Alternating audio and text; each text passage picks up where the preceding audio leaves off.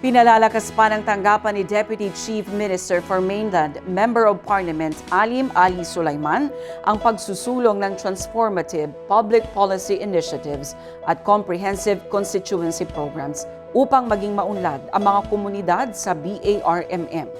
Ang kwentong transformative public policy initiatives at comprehensive constituency programs mula kay Jan Garcia.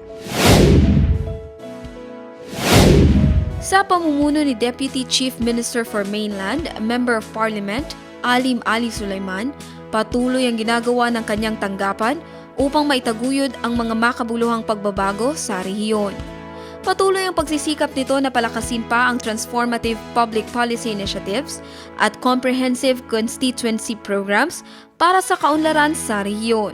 Ito ay kinabibilangan ng sektor tulad ng edukasyon, kalusugan, kabuhayan at serbisyong panlipunan na magdadala ng sustainable development at mas mataas na kalidad ng pamumuhay sa buong rehiyon.